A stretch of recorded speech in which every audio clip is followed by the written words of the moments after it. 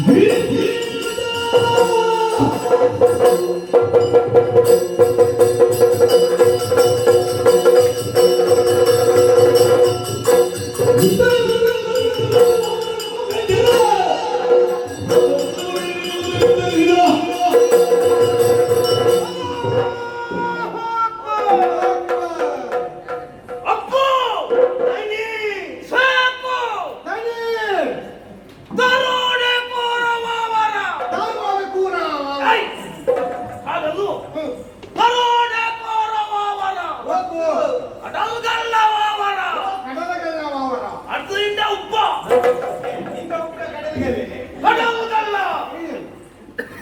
ಲೋಕದಲ್ಲಿ ಕರುಣಾಮಯವಾದಂತಹ ಅಲ್ಲಾಹು ಕೆಲವರಿಗೆ ಶ್ರೀಮಂತಿಗೆ ಅದು ಕೊಟ್ಟಿದ್ದು.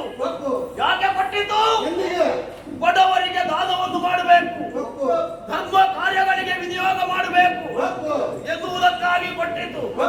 ಆದರೆ ಅವರು ಏನು ಮಾಡ್ತಾರೆ? ಆ ಸಂಪತ್ತೆಲ್ಲವನ್ನು ಕೂಡಿಡುತ್ತಾರೆ. ಆಗ ನಮ್ಮ ಕೆಲಸ ಆರಂಭ ಆಗುತ್ತದೆ. ಆ ಸಂಪತ್ತನ್ನು ಅಪಹರಿಸಿ ಬಡವರಿಗೆ ಹಂಚುತ್ತದೆ. ಈ ಲೋಕದಲ್ಲಿ ಬಡವ ಶ್ರೀಮಂತ ಎನ್ನುವಂತಹ ಆ ಭೇದ ತಾರತಮ್ಯ ಅದು ಇರಬಾರದು ಎನ್ನುವುದೇ ನಮ್ಮ ಉದ್ದೇಶ. ಇವತ್ತು ಒಂದು ಹೊಸ ವರ್ತಮಾನವನ್ನು ಕೇಳಿದ್ದೇನೆ.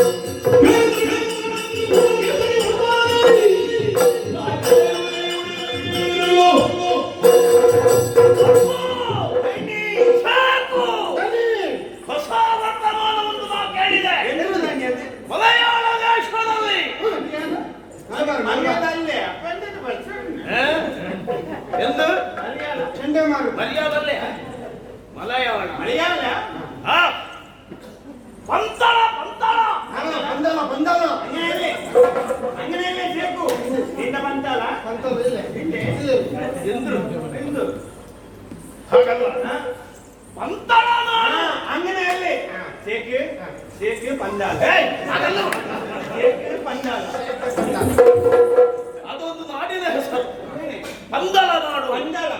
ಹೌದು, ಅಲ್ಲಿ ಒಬ್ಬ ಅರಸನಿದ್ದಾರೆ, ಕೇತಕಿ ವರ್ಮ. ಪಟಕಿ ವರ್ಮ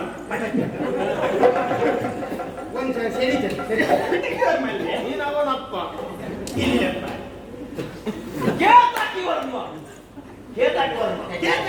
ಬಹಳ ಸಂಪತ್ತನ್ನು ಕ್ರೋಢೀಕರಿಸಿಕೊಂಡು ಅಲ್ಲಿದ್ದಾರಂತೆ. ಈಗ ನಮ್ಮ ಪ್ರಯಾಣ ನೇರ ಅಲ್ಲಿಗೆ. ಯಾಕೆ? ದರೋಡೆ ಮಾಡುವುದಕ್ಕೆ. ಏನು ನಿಮ್ಮ ಅಭಿಪ್ರಾಯ?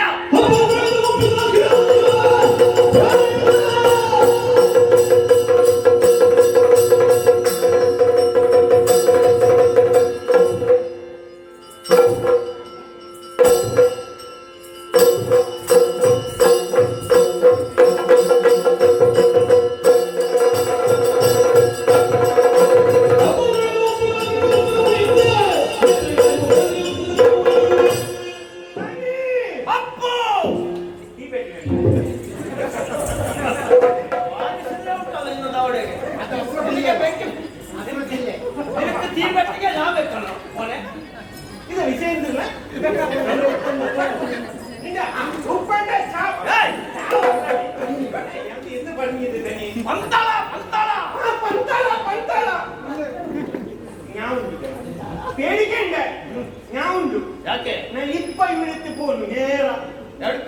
ಪಂತಲಕ್ಕೆ ಹೋದು ಅವಡೆ ರಾಜ್ಯ ಉಂಟಲ್ಲಿ ಅಪ್ಪೆ ಅಪ್ಪೆ ಎಂತ ಏನಂತೆ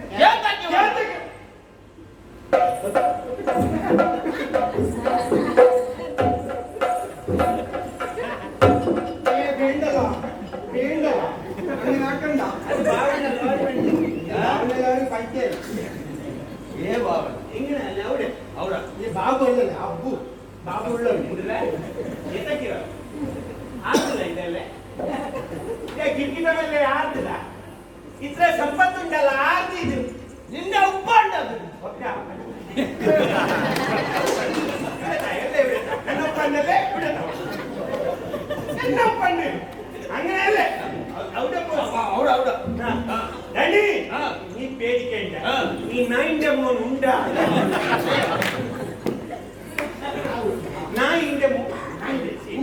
നായിന്റെ മോൻ ഉണ്ടാ നീ പേടിക്കണ്ട ഞാൻ പോ ഒരു കുത്തു ഒരു ചവിട്ട്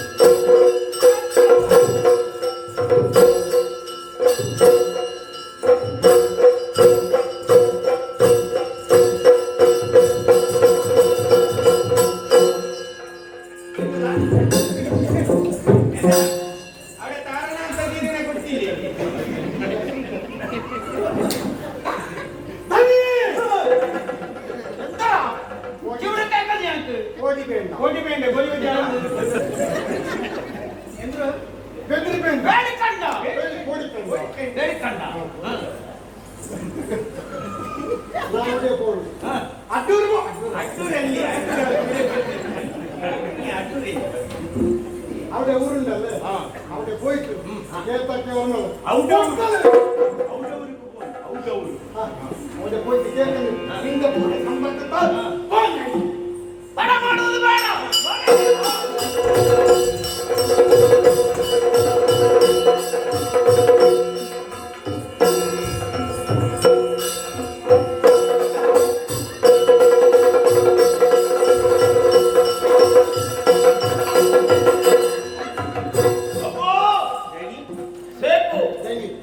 ನಾವು ಕೇಳಿದ್ದ ಮಾತೆಲ್ಲವೂ ಸತ್ಯ. ನೋಡಿದಿರೋ ಏನು ವೈಭವ, ಏನು ವೈಭವ. ಎಲ್ಲಿ ನೋಡಿದ್ರು ಸಂಪತ್ತೆ.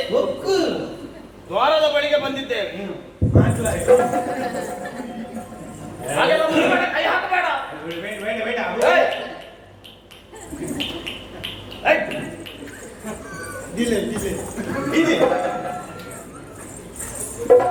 ನಿನಗೆ ಬೇಡದ್ದು ಬೇಕಾದಷ್ಟು ಹೀಗೆ ಅವಳು ಹೋಗುವುದನ್ನು ದ್ವಾರದ ಬಳಿಯಲ್ಲಿ ಯಾರಾದರೂ ಇರಬೇಕು. ದ್ವಾರ ಇಡು. ಚಿತ್ರ ಇದು ದ್ವಾರಲ್ಲೇ, ಇದು ದ್ವಾರ ದ್ವಾರ ಒಳಗೆ ಹೋಗಿ ನೋಡಿ ಯಾರಾದ್ರೂ ಇದ್ದಾರೋ ಇಲ್ಲ. ನೀವು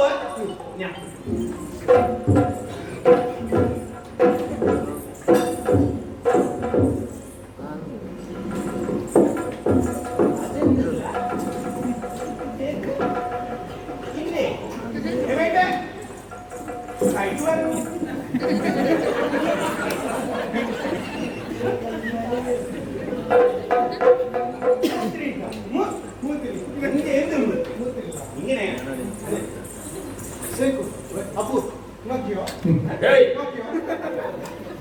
അവിടെ നോക്കിയോ എങ്ങനെയല്ലേ താതിന്റെ കണ്ണിന്റെ ഇങ്ങനെ ആക്കണ്ട ഇങ്ങനെ എന്താ നോക്കി ജീവണ്ട ഞാൻ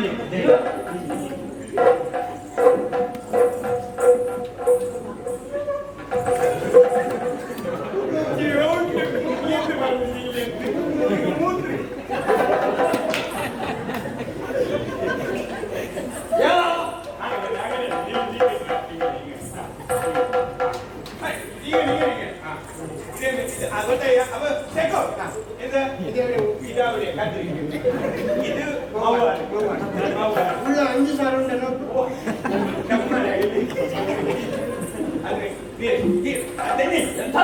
ಅದು ಮಣ್ಣಿನ ಮೂರ್ತಿ ಜೀವಮೆಲ್ಲಿ ಜೀವಮೆಂದಿಲ್ಲಿ ಮೂರ್ತಿ ಮೂರ್ತಿ ಜೀವ ಇಲ್ಲ ಜೀವ ಇಲ್ಲ ಎಂದಿಲ್ಲ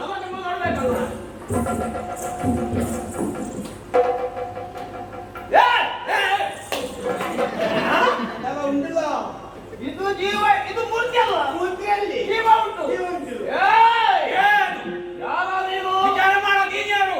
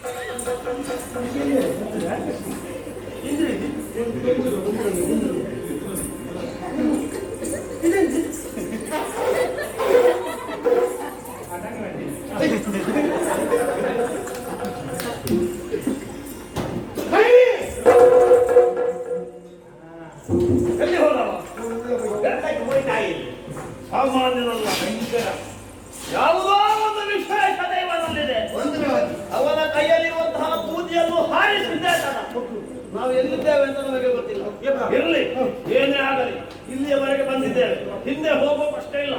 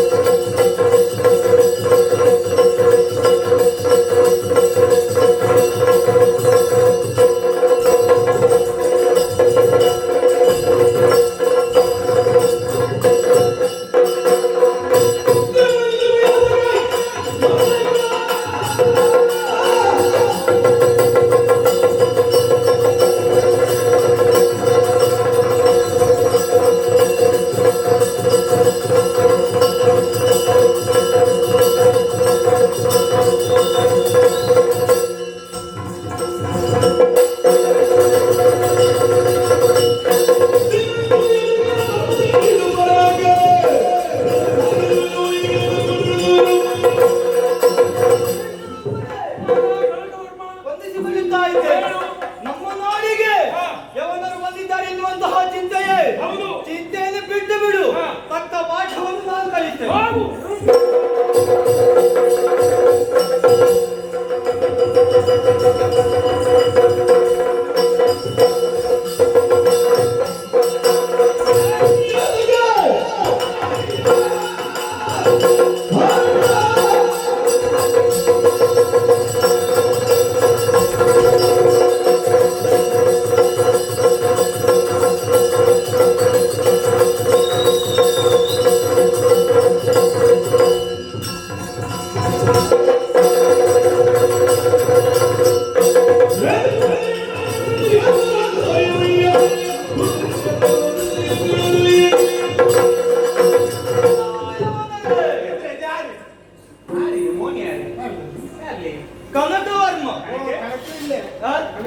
ಓ, ಭಾಷೆ ಇಲ್ಲದ ಪ್ರಾಣಿಗಳು ನಾನಾಡಿದ ಅರ್ಥವಾಗುತ್ತದಲ್ವ? ನಮಗೂ ನಿಮಗೂ ಯಾವುದೇ ರೀತಿಯ ದ್ವೇಷವಿಲ್ಲ. ದ್ವೇಷ ಹಗೆತನ ಇಲ್ಲ. ಹಾಗಿರುವಾಗಲೂ ನಮ್ಮ ನಾಡಿಗೆ ದಾಳಿಯನ್ನು ಮಾಡಿದ್ದೀರಿ. ಒಳ್ಳೆಯ ಮಾತಿನಿಂದ ಬಂದ ದಾಳಿ ಕೇಳಿದ್ರೆ ಸರಿ, ಇಲ್ಲದಿದ್ದರೆ ಬಾಣದ ರುಚಿ ತರಿಸ್ತೇನೆ ನಾನು.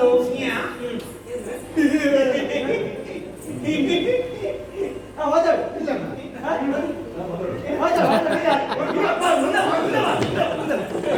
ಎಷ್ಟು ಮಾತಾಡ್ಬೋದು ನೋಡಿ.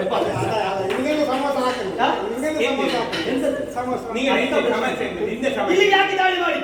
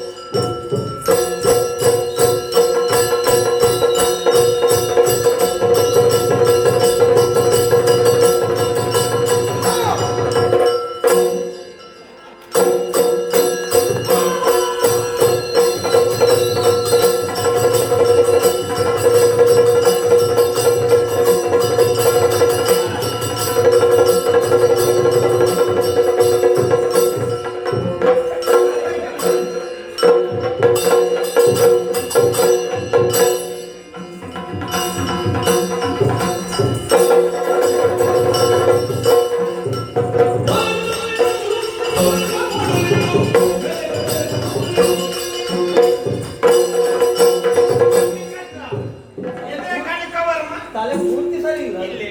ಬೇಕಂತ ಒಂದು ಬರ್ತದೆ, ಬೇಕಂತ ಬೇಗ ಏನು ಹೇಳಿ ಎಂದ್ರೆ ನಿಂದೆ ಎಂದಿವೆ ಇದ್ರೆ ಬೆಲ್ಲಿಯ ಕುಟ್ಟಿ ನಂಗೆ ನಿಂಗೆ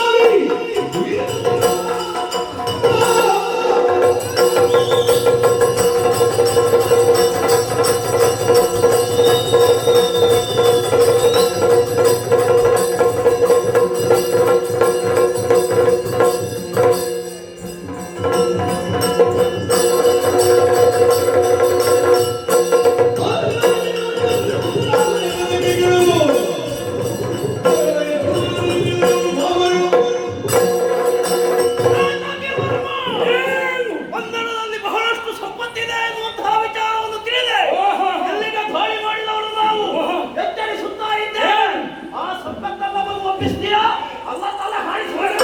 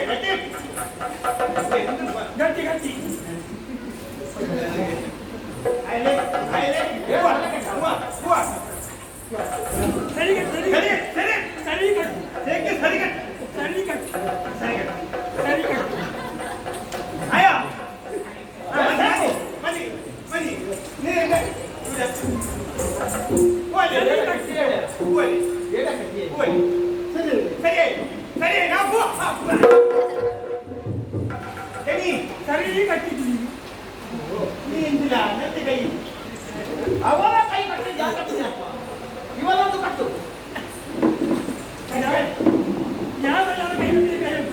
ಕೈ ಕಾಲು ಕಟ್ಟು ಸರವಣಿಗೆ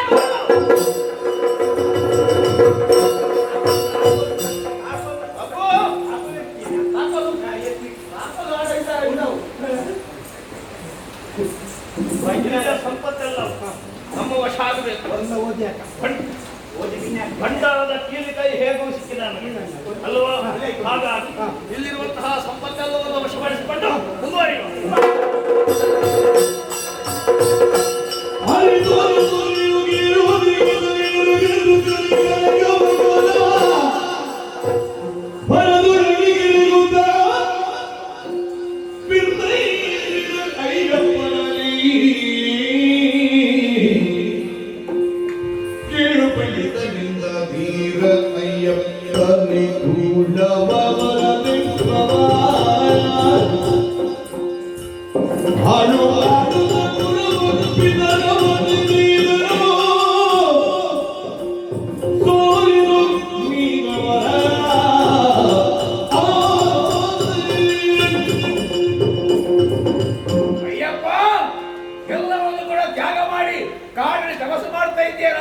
ತಪಸ್ಸು ಸರಿಯಲ್ಲ.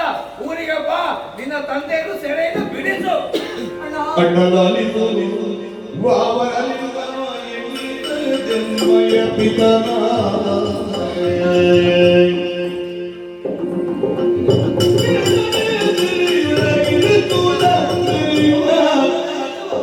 ಇನ್ನು ನೀ ಸಲಗಬೇಕು ಅಣ್ಣ.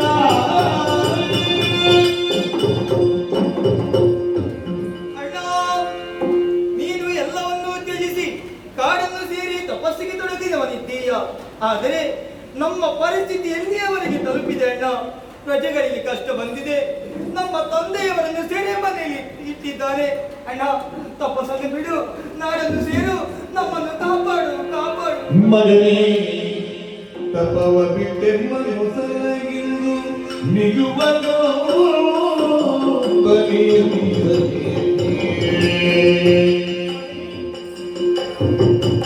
ಸುಗುಡು ಜನಕನ ಮಿಗಿದು ಗಂಧ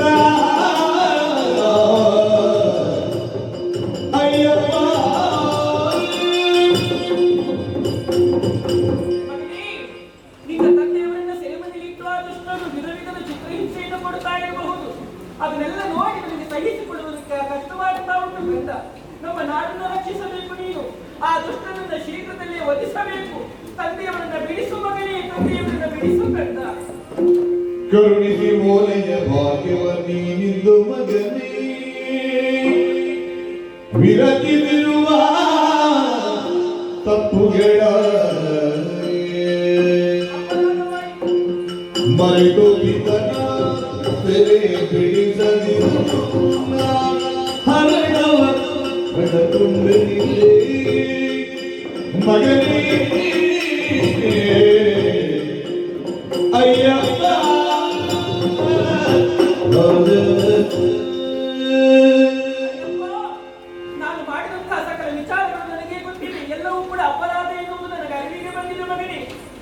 ಕ್ಷಮೆಯನ್ನ ಯಾಚಿಸುತ್ತಾ ಇದ್ದೇನೆ. ನಾನು ಮಾಡಿದ್ದೆಲ್ಲವೂ ತಪ್ಪಾಯಿತು. ಇದನ್ನು ಪುನಃ ನಾನು ಕ್ಷಮೆಯನ್ನು ಕೇಳ್ತಾ ಇದ್ದೇನೆ.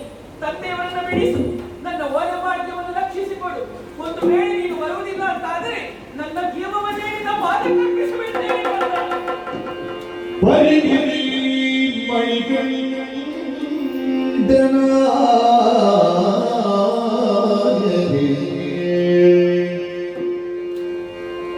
ಪರಿಗಿಸಿ ತರವಲ್ಲ ಮಾತಿ ಬರಬಾರದೆಂದು ವರದಿಂದ ಇಬ್ಬೆನಾಗಿ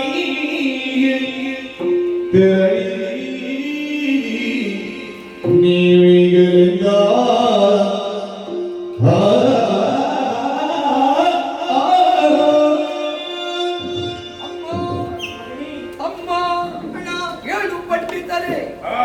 ಮಹಿಯಾಶೆಯನ್ನು ಬಿಟ್ಟು ಮಲೆಯನ್ನು ಸೇರಿ ಮಹತ್ತತ್ವದ ಕುರಿತಾಗಿ ತಪೋನಿರತನಾದವ ನಾನು.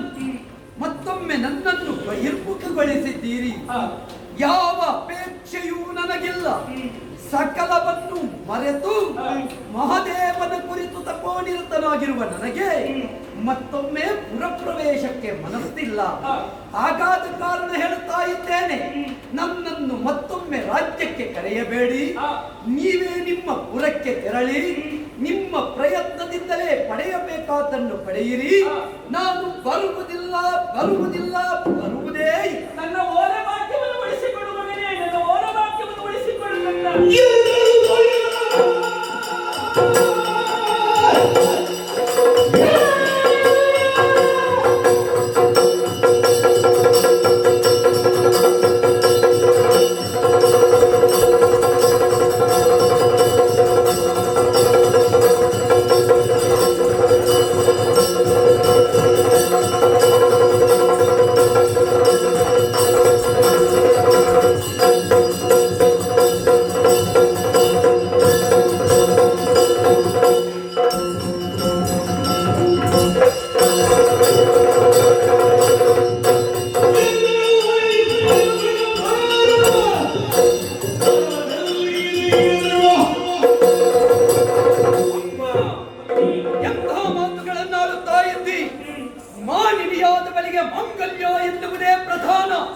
ಅದು ಕಳಚಿ ಹೋಯಿತು ಅಂತಾದ್ರೆ ಮಹಿಯಲ್ಲಿ ಅವರ ಬದುಕಿಗೆ ಅರ್ಥ ಇಲ್ಲ ಅಂತ ಅರ್ಥ. ಹೆಣ್ಣಿಗೆ, ಮಣ್ಣಿಗೆ, ಗೋವುಗಳಿಗೆ, ಬ್ರಾಹ್ಮಣರಿಗೆ ಅನ್ಯಾಯವಾಗುವ ಕಾಲದಲ್ಲಿ ತಡೆದು ಯಾವ ಯೋಗಿಯಾದರೂ ಎದ್ದು ನಿಲ್ಲಬೇಕಾಗುತ್ತದೆ. ಆದ್ದರಿಂದಲೇ ಇನ್ನು ನೀವು ನನ್ನ ಬಳಿ ಬಂದು ನಿಮ್ಮದ್ದಾದ ಮಂಗಳ ಸೂತ್ರವನ್ನು ಮುಂದಟ್ಟಿದ ಕಾಲದಲ್ಲಿ ತಪಸ್ಸನ್ನೇ ಬಿಟ್ಟವನಿದ್ದೇನೆ.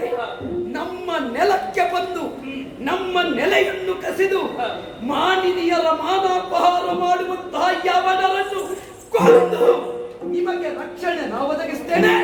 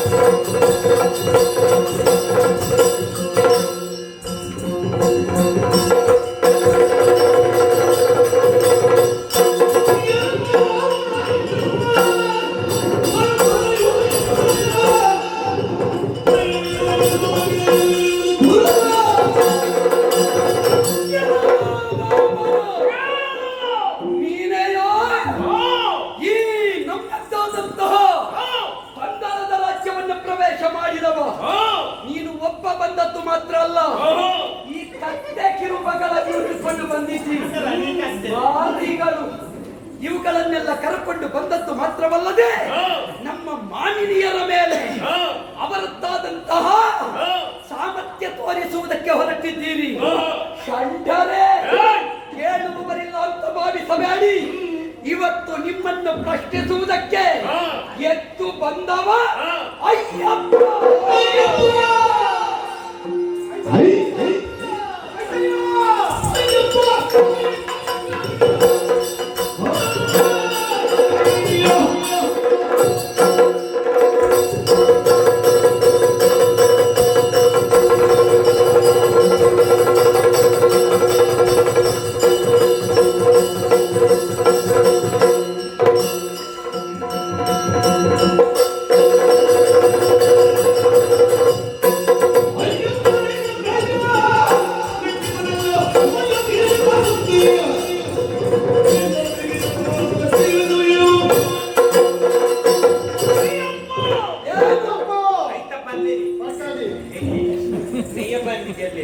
ಅಯ್ಯಪ್ಪ ದರೋಡೆಕೋರನವರು ಪಂದಳ ಮಾಡಿಗೆ ಮುತ್ತಿಗೆ ಹಾಕಿದ ಹಾಗೆಂದು ಇಲ್ಲಿ ಅರಾಜಕತೆ ಉಂಟು ಮಾಡುವುದಕ್ಕೆ ನಾ ಬಂದವನೇ ಅಲ್ಲ. ಮತ್ತೆ ನಿಮ್ಮ ಹೆಣ್ಣು ಮಕ್ಕಳ ಮಾನ ಕೂಡ ಆಟವಾಡುವುದಕ್ಕೆ ಬಂದವನು ಅಲ್ಲ. ಮತ್ತೆ ಉದ್ದೇಶ ಬಡವರ ಸಂಪತ್ತನ್ನು ಅಪಹರಿಸುವುದಕ್ಕೂ ಬಂದವನಲ್ಲ.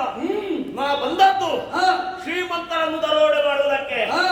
ಈ ಲೋಕದಲ್ಲಿ ಬಡವರನ್ನು ದುಡಿಸಿ ಅವರ ರಕ್ತವನ್ನು ಬೆವರಿನಂತೆ ಸುರಿಸಿ ಆ ಬಳಿಕ ಅವರಿಗೆ ಸಿಗುವುದು ಹಿಡಿ ತಂಗಳನ್ನ ಮಾತ್ರ. ಅವರನ್ನು ದುಡಿಸಿ ಸಂಪತ್ತನ್ನು ಆರ್ಜಿಸಿಕೊಳ್ಳುವವರು ಶ್ರೀಮಂತರು. ಹಾಗಾಗಬಾರದು ಎನ್ನುವುದೇ ನನ್ನ ಉದ್ದೇಶ. ಹಾಗಾಗಿ ಅಂಥವರನ್ನು ದೋಚುವುದಕ್ಕೆ ಬಂದಿದ್ದೇನೆ, ಎಚ್ಚರಿಸುತ್ತಾ ಇದ್ದೇನೆ. ನೀನೆಲ್ಲಿದ್ದವನು ನನಗೆ ಗೊತ್ತಿಲ್ಲ. ಈಗಲೂ ನಮ್ಮ ಭಾಗಕ್ಕೆ ಬಂದಿದ್ದಿ. ಅವರ ವಿಕ್ರಮ ಏನು ಅಂತ ನಿನಗೆ ಕ್ಷಣದಲ್ಲಿ ತೋರಿಸಿಕೊಟ್ಟೇನು. ಇದ್ದಲ್ಲಿ ಎಲ್ಲ ನಿನ್ನ ಪೌರುಷ ಕಾಣಿಸಿದ್ದಿ. ಎಲ್ಲವರಂತೆ ಪಂದಳದವರು ಅಂತ ನೀ ಭಾವಿಸಬೇಡ. ಅದು ಈಗಾಗಲೇ ಅರ್ಥ ಆಗಿದೆ ನನಗೆ. ಪಂದಳದಿಂದ ಯಾವ ಬಡವನ ದೂರು ನಿನಗೆ ಬಂದಿದೆ ಅಂತ ನೀವು ಉಲ್ಲೇಖಿಸಬೇಕಾದೀತು. ಉಳಿದ ಕಡೆ ಇದ್ದ ಹಾಗೆ ಇಲ್ಲಿ ಉಂಟು ಅಂತ ನೀ ಭಾವಿಸಬೇಡ. ಇದು ಅಯ್ಯಪ್ಪ ಇರುವ ಊರು.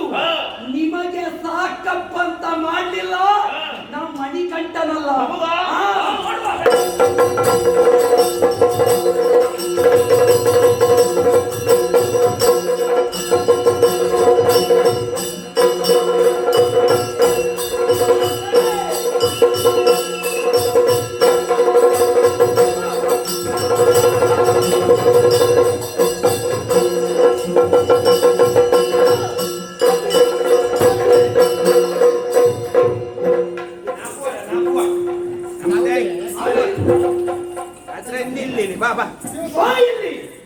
ಅದು പറഞ്ഞത് ಅಪ್ಪು ಬೇಕು അതെ ഞങ്ങനെയല്ലേ ഞങ്ങളെ പള്ളിക്ക് പോട്ടെ.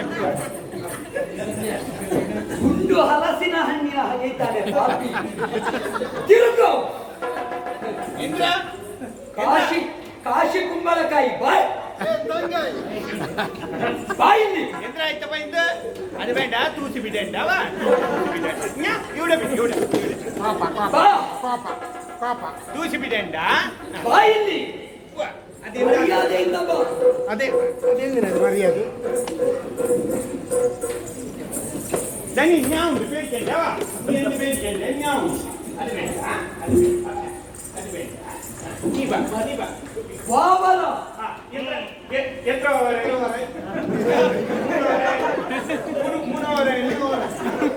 ಮೂರು ಸಲ ಬವರ ಆಯಿತು ಅಲ್ವಾ?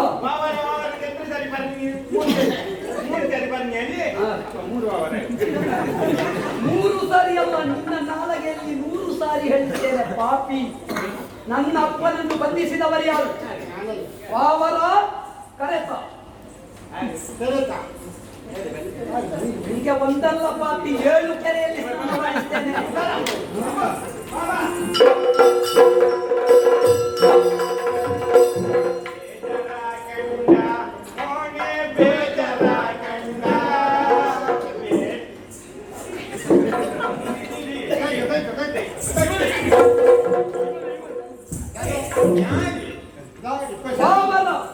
ಮೊದಲು ನನ್ನ ಅಪ್ಪನಿಗೆ ಶರಣು ಬಾ. ತಪ್ಪಾಯಿತೆಂದು ಇದು ಕೇಳಿ ತೆಪ್ಪಾಯ್ತು. ತಪ್ಪಾಯ್ತು. ನೀನು ಯಾರ ಮುಂದೆಯೋ ನಿಂತದ್ದು? ತಲೆ ತಗ್ಗಿಸು ಬಾಗು. ತಪ್ಪಾಯ್ತು. ಅಪ್ಪ ಹೇಳಬೇಕು ಕ್ಷಮಿಸಿದ್ದೇನೆ ಅಂತ. ಕ್ಷಮಿಸಿದ್ದೆ. ಹಿಡ್ಕೋ. ನೀನೇ ತೆಗೆ.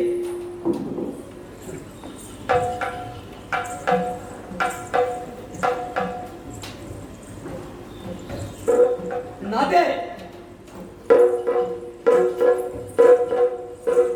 ಬಾಗಿಕೊಂಡು ಹೋಗು. ಬಾಬು ಬಾಬುಕೊಂಡು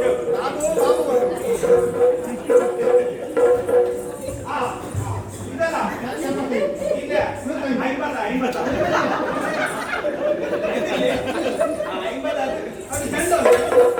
ಇಲ್ಲ ನಿನ್ನ ಯಜಮಾನ ಹೋದ.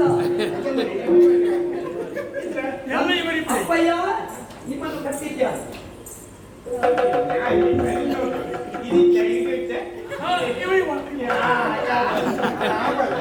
ಸೆರೆಮನೆಗೆ ಹಾಕಿದ್ಯ.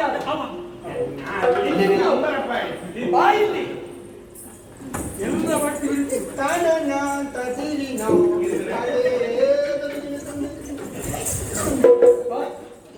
ನಿಲ್ಲು. ಹೇಳು. ಇಲ್ಲಿ ಅಪ್ಪನನ್ನು ಕಟ್ಟಿದ್ಯಾರು? ಹೌದಾ? ಹಿಡಿ ಅವನ ಕಿವಿ. ಹಾ.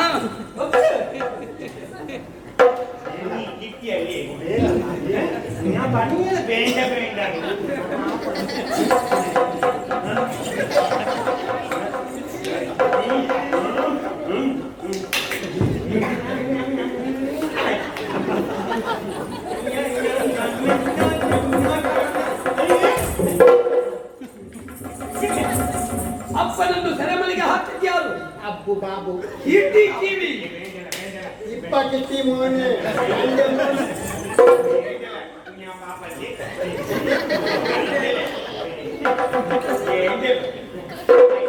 ಕುಳಿತುಕೋ.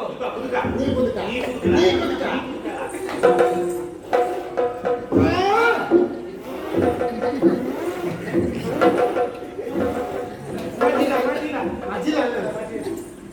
ಆಯ್ತಲ್ಲ.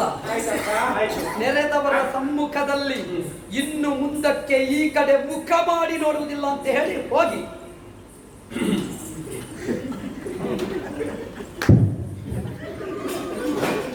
ಸೇರಿವ ಗಣ್ಯರೇ ಇಪ್ಪ ಆಯ್ತಪ್ಪ ಬಾಗಿನಿದೆ ಆಯ್ತು. ಅದೇ ಹೋಗು. ಇನ್ನೊಮ್ಮೆ ಅವಕಾಶ ಇದ್ರೆ ಮಾತಾಡಿದ್ದೇನೆ. ಅದೇ ಅದೇ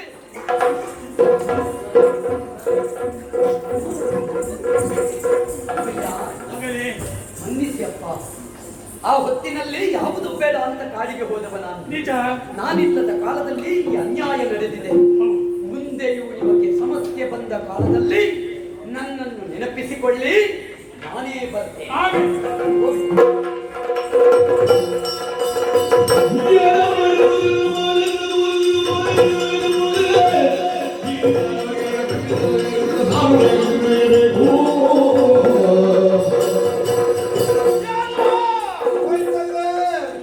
ಹೀಗಾಗುತ್ತದಂತ ನಾವು ಭಾವಿಸಿದ್ದು ತಲೆಯನ್ನು ಎತ್ತಿ ಬಂದವರು ತಲೆ ತಗ್ಗಿಸುವ ಹಾಗಾಯಿತು.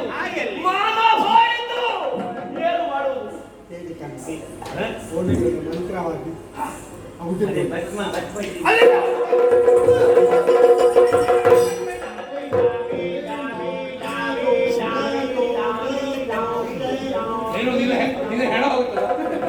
ಯುದ್ಧಕ್ಕೆ ಬಂದವರಲ್ಲ. ಮತ್ತ್ಯಾಕೆ? ನಾವೊಂದು ರೀತಿಯ ಒಪ್ಪಂದ ಮಾಡಿಕೊಳ್ಳುವ ಉದ್ದೇಶದಿಂದ ಬಂದದ್ದು. ಯಾವ ಒಪ್ಪಂದ? ನೀನೋಗು. ಒಂದು ಸಹಾಯ ಆಗಿದೆ. ಏನದು? ಈ ಗೊಂದಲಕ್ಕೆ ಬಂದು ನನ್ನ ಮಾನ ಹೋಗುವ ಹಾಗಾಯಿತು. ಆ ಮಾನ ಮತ್ತೆ ನಮಗೆ ದೊರೆಯುವ ಹಾಗೆ ಮಾಡಬೇಕು. ಅಷ್ಟೇ ತಾನೇ. ನಾನು ಮಾಡಬಲ್ಲೆ. ನನಗೇನು ಲಾಭ? ನಿಮಗೇನು ಬೇಕು ಕೇಳಿ. ನನಗೆ ಬೇರೆ ಏನು ಬೇಡ. ಈ ಗೊಂದಲದ ಸರ್ವಾಧಿಕಾರ ಓನಕ್ಕೆ ಶಾಪ ಪಟ್ಟಬೇಕು. ಚಟ್ನಿಯಲ್ಲಿ ಬಟ್ಟೆ ನಿನ್ನ ಅಪ್ಪನಿಗೆ ಕೊಡು.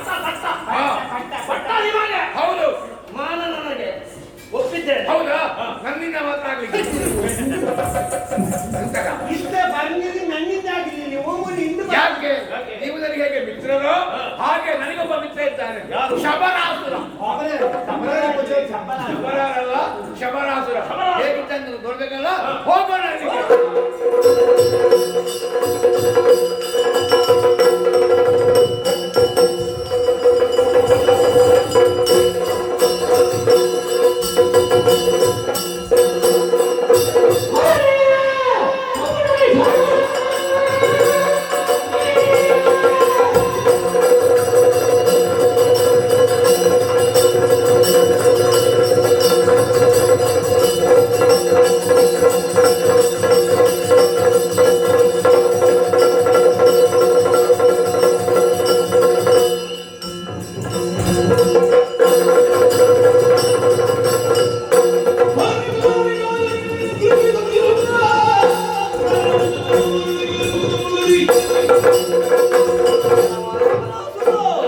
ಬಾಬರನ ಮಾತನ್ನು ಕೇಳಿ ಇಲ್ಲಿ ತನಕ ಬಂದೆಯೋ ಬಂದರಿಗೆ ಓಡಿಸಿ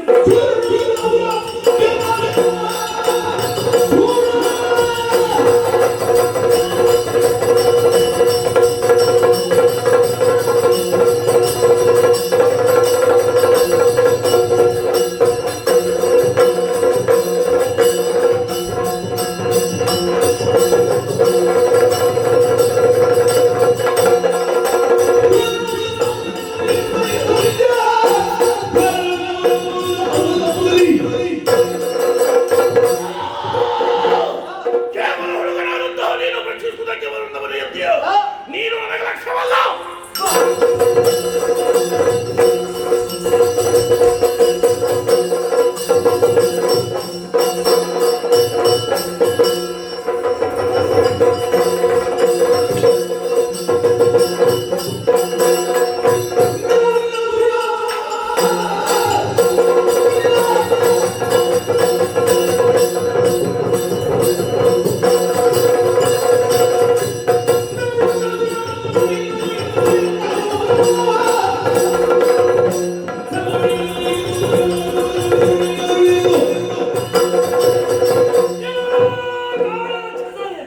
ನಾಡಿಗೆ ಬಂದೆಯ ಹೋರಾಟಕ್ಕೆ ಹೊರಡು.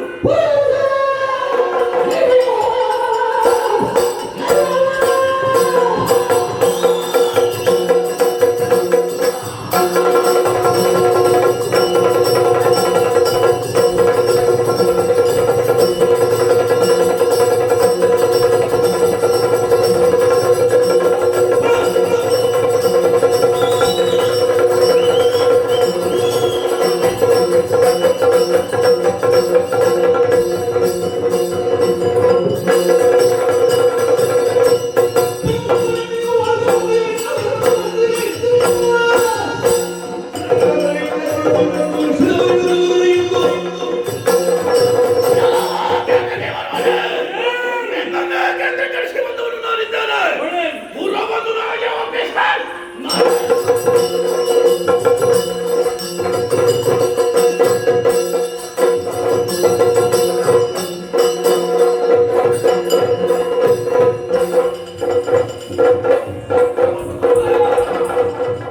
ಹೇಳಿದ ಕೆಲಸ ಒಳ್ಳೆ ರೀತಿಯಲ್ಲಿ ಮಾಡಿದ್ದಿ. ಬಹಳ ಸಂತೋಷವಾಯಿತು.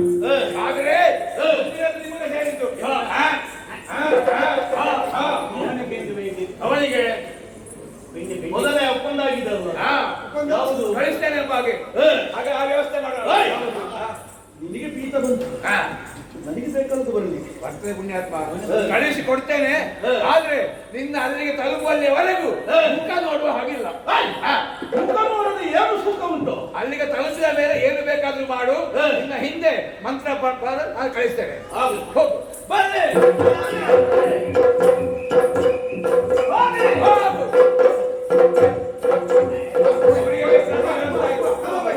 ಎಲ್ಲಿಯೋ? ಹೋದಜ್ಜ. ಇನ್ನೊಂದು ಕೈಯಲ್ಲಿ ಪಟ್ಟ ಕಟ್ಟಿ ಮನೆಗೆ.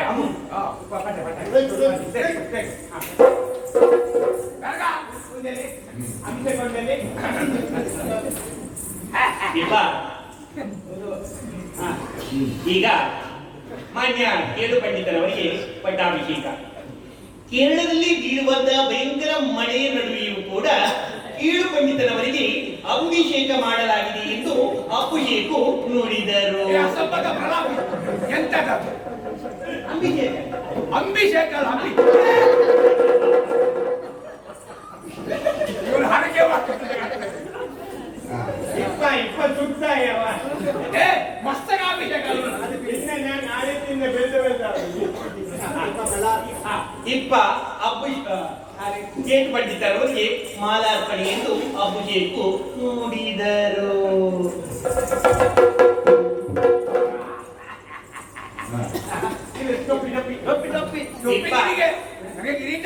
ಈಗ ಕಿರೀಟ ಧಾರಣೆ ಎಂದು ಅಭಿಷೇಕು ನುಡಿದರು.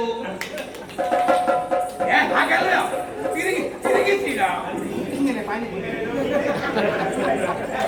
ತಿರುಗಿಸಿ ಹೆಣ್ಣು ಮಕ್ಕಳೆಲ್ಲ ಬಂದು ಹಿಂಗನೆ ನೋಡ್ಕೊ. ಇಲ್ಲೇನಾದ್ರೂ ಈಗ ಚಟ್ಟದ ಕಟ್ಟಿ ಪಟ್ಟದ ಕಟ್ಟಿ ನೀಡುವುದೆಂದು ಅಭಿಷೇಕು ನೀನು ಕೊಟ್ಟು ತಿಂಗಳು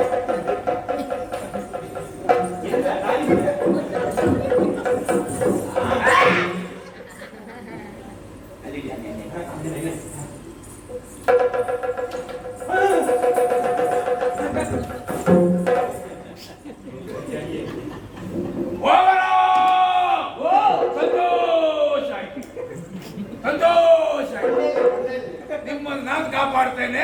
ಸ್ವಸ್ಥಾನವನ್ನು ಸೇರಿಕೊಳ್ಳಿ.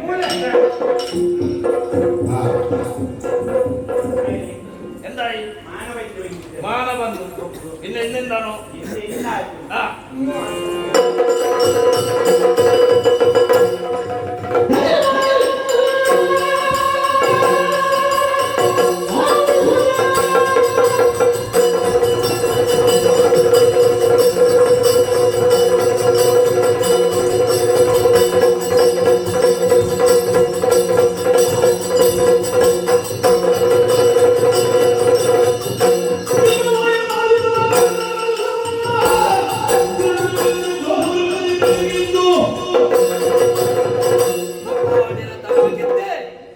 ವೇಳೆಯಲ್ಲಿ ಮಲೆಯಲ್ಲಿ ಕೇಳಿದ್ದು ಗಗನವಾಣಿ.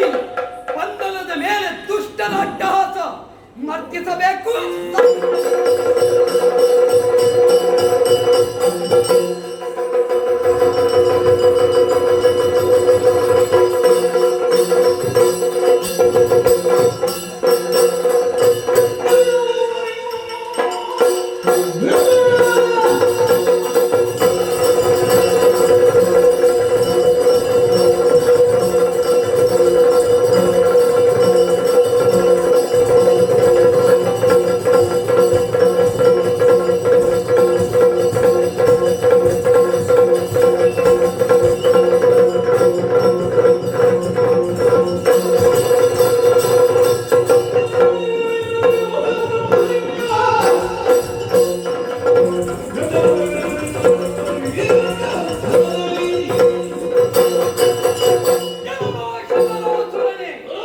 ಬಂದೆಯ ಬಂದಳಕ್ಕೆ ಇಲ್ಲಿಯ ಮಹಾರಾಣಿಯನ್ನು ಮಂತ್ರದ ಬಲದಿಂದ ಕೊಂಡೊಯ್ದು ಒಯ್ಯುವುದಕ್ಕೆ ಮುಂದಾದೆಯ.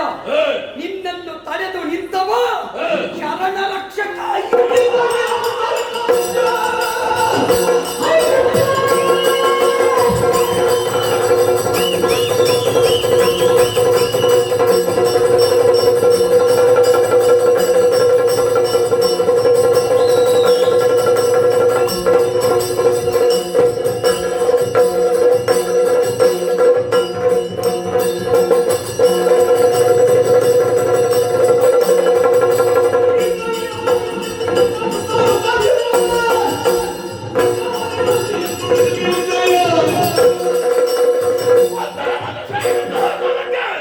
ನಾನು ಬಯಸಿದ್ದಾಯೇನು ಅದನ್ನು ನನಗಾಗಿಸಿದ್ದಾನೆ.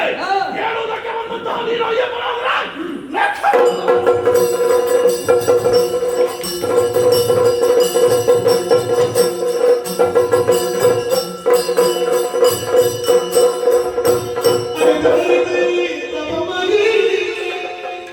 ನಾ ಮರೆತಿ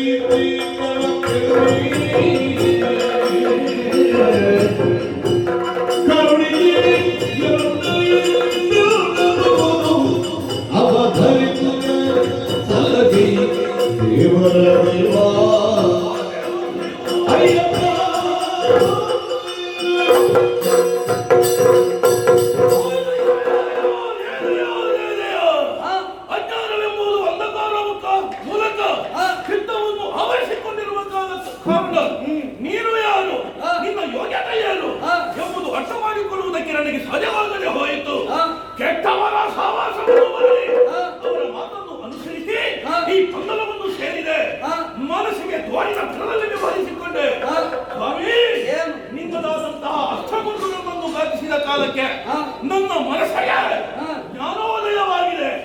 ಬೇರೆ ಏನು ಆಸೆ ಇಲ್ಲ. ಇದುವರೆಗೆ ಮಾಡಿದಂತಹ ಪಾಪದ ಪರಿಣಾಮವಾಗಿ ಬದುಕುವಂತಹ ಆಸೆ ಇಲ್ಲ. ನಿನ್ನ ಮೂಲಕವೇ ನನಗೆ ಮೋಕ್ಷವನ್ನು ಕರುಣಿಸಬೇಕು. ಮಾತ್ರವಲ್ಲ, ಪ್ರಪಂಚದಲ್ಲಿ ನಾನೊಬ್ಬ ಬದುಕಿದ್ದೇನೆ. ಅದಕ್ಕೆ ಸೂರ್ಯಚಂದ್ರನು ಇರುವ ತನಕ ನನ್ನ ಹೆಸರು ಸ್ಥಿರಸ್ಥಾಯಿಯಾಗಿರುವಂತೆ ಅನುಗ್ರಹಿಸುತ್ತಂತೆ. ಅನುಗ್ರಹಿಸು. ಶಬಲಾಸುರ, ನೀನು ವಾಸಿಸುವ ಈ ಶ್ರೀಶೈಲ ಇದು ಮಲೆ ಪ್ರದೇಶ. ಇಲ್ಲಿರುವಂತಹ ನೀನು ದರೋಡೆಕೋರರ ಜೊತೆ ಸೇರಿದೆ. ಒಬ್ಬ ದೇಶದ್ರೋಹಿ ಎನ್ನಿಸಿದಂತಹ ಏಳು ಪಂಡಿತನನ್ನು ಸೇರಿಕೊಂಡು ಪಂದಳದಂತಹ ಧರ್ಮ ಸಾಮ್ರಾಜ್ಯವನ್ನು ಕೊಳ್ಳೆ ಹೊಡೆಯುವುದಕ್ಕೆ ಮುಂದಾದೆ.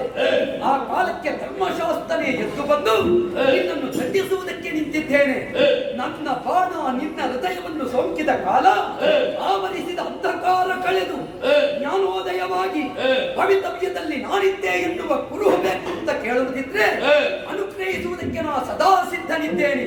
ನಿನಗೆ ಮೋಕ್ಷವನ್ನು ಕೊಡುವಂತಹ ಈ ಸ್ಥಳ ಇನ್ನು ಮುಂದಕ್ಕೆ ನಿನ್ನ ಹೆಸರು ಸೇರಿ ಶಬರಿಮಲೆ ಎನ್ನುವಂತಹ ನೆಗಳ್ತಿಯನ್ನು ಹೊಂದಲಿ.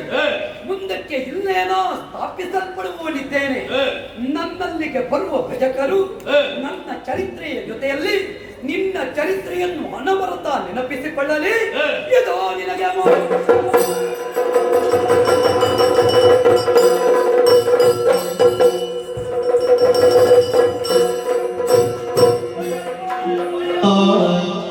ಅಪರಾಧಿಯಾಗಿ ಸವಧಾನದೊಳಗೆ ಶಿಕ್ಷೆಯ ತಾವುಗೆ ವಾವರುಗೆ ದೇವ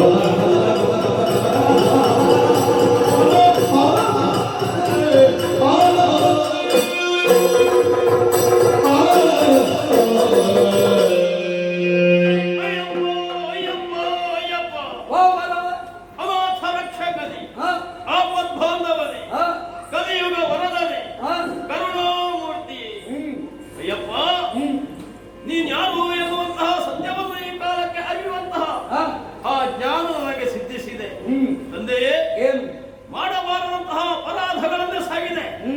ಕಂಡವರ ಮಂಡೆಯನ್ನು ಬಡಿದು ರಕ್ತ ಸಿಕ್ತವಾದಂತಹ ಬದುಕನ್ನು ಬದುಕಿದವ ಈ ವಾವರ. ಸತ್ಯ ಯಾವುದು, ಅಸತ್ಯ ಯಾವುದು, ಧರ್ಮ ಯಾವುದು, ಅಧರ್ಮ ಯಾವುದು ಎನ್ನುವುದನ್ನು ವಿವೇಚಿಸುವುದಕ್ಕೆ ಮುಂದಾಗಲಿಲ್ಲ. ನನ್ನ ದೃಷ್ಟಿಗೆ ನೇರವಾದುದನ್ನೇ ನಾನು ಬದುಕಿದವ. ಸರಿ ಸ್ವಾಮಿ, ಈ ಕಾಲಕ್ಕೆ ನಾವೈದಂತಹ ಅಪರಾಧದ ಅರಿವಾಗಿದೆ. ನಾವು ಮಾಡಿದಂತಹ ತಪ್ಪಿಗೆ ಸರಿಯಾದಂತಹ ಶಿಕ್ಷೆಯನ್ನು ವಿಧಿಸಿ ಅಲ್ಲಾಹುವಿನ ಪಾದವನ್ನು ಸೇರುವ ಆ ದಾರಿಯನ್ನು ತೋರಿಸಬೇಕು. ಯೋಚಿಸಬೇಡ. ನೀ ಬಂದದ್ದು ಹೊರಗಿಂದ. ನೀ ಮಾಡಿದ ಕೃತ್ಯ ಮಾತ್ರ ಯಾವತ್ತೂ ಸಾಧುವಾದದ್ದಲ್ಲ. ಬಡವರಿಗೆ ರಕ್ಷಣೆ ಕೊಡಬೇಕು ಎನ್ನುವ ಕಾರಣಕ್ಕಾಗಿ ಶ್ರೀಮಂತರ ಮಂಡೆ ಬಡಿಯುವುದಲ್ಲ. ಬಡವರಿಗೆ ನೀತಿಯನ್ನು ತಿಳಿಸಿ ಶ್ರೀಮಂತರನ್ನು ತಿಕ್ಕುವ ಪ್ರಯತ್ನವನ್ನು ಯಾವಾಗ ನಾವು ಮಾಡುತ್ತೇವೋ ಆವಾಗ ಅದನ್ನು ಮಾತ್ರ ಧರ್ಮ ಸ್ವೀಕರಿಸುವುದಕ್ಕೆ ಸಾಧ್ಯವಾಗುತ್ತದೆ. ಹಾಗಾದ ಕಾರಣ ನಾವು ಕೊಡುವ ಒಂದೊಂದು ಸಂದೇಶವು ಸಮಾಜಕ್ಕೆ ಪಾಠವಾಗಬೇಕು.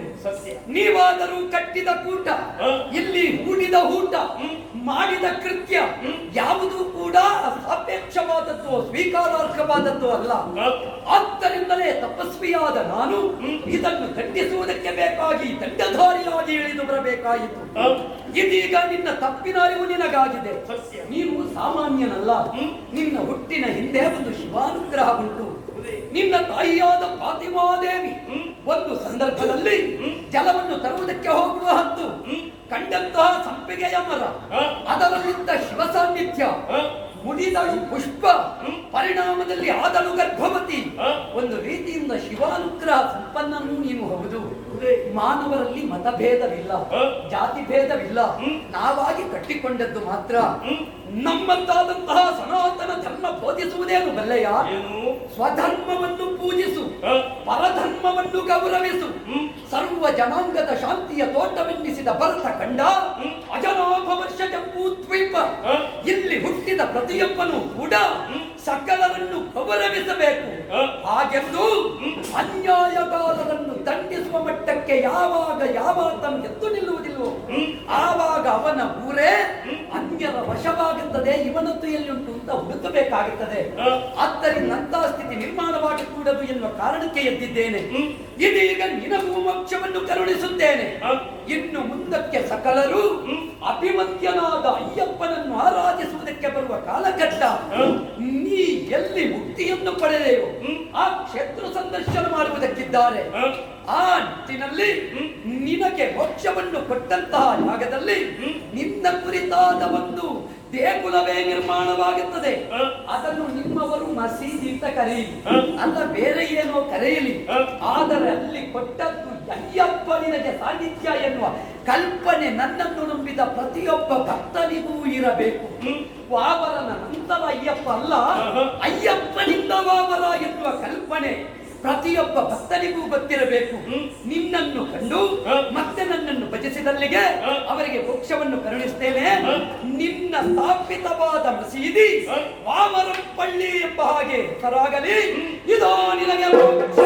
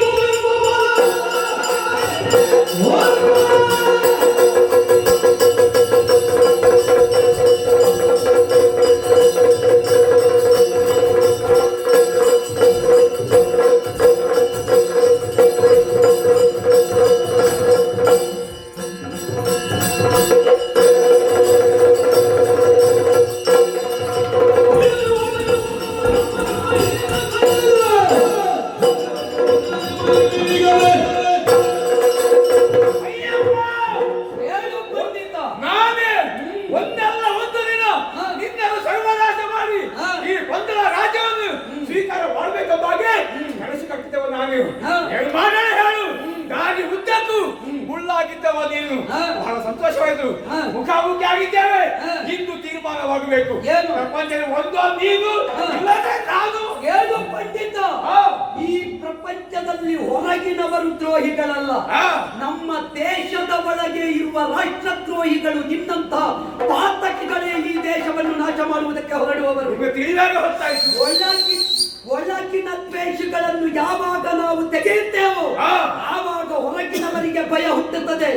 ಒಳಗೆ ಇದ್ದುಕೊಂಡು ಮರವನ್ನು ಕೊರೆಯುವ ಮರದ ಹುಳದ ಹಾಗೆ ರಾಷ್ಟ್ರದೊಳಗೆ ರಾಷ್ಟ್ರದ್ರೋಹಿಗಳಾಗಿ ರಾಷ್ಟ್ರ ತೆಗೆಯುವುದಕ್ಕೆ ಮುಂದಾಗುವ ನಿನ್ನ ದೇಶ ಘಾತಕಿಯ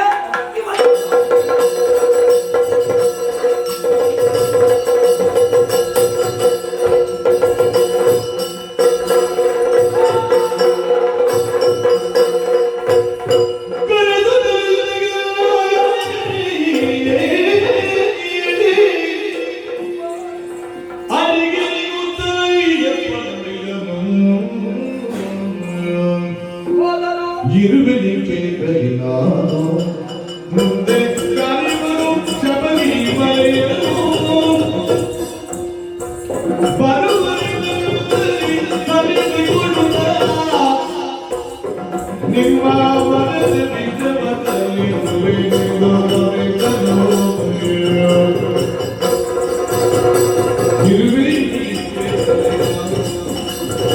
ಗರಿವರು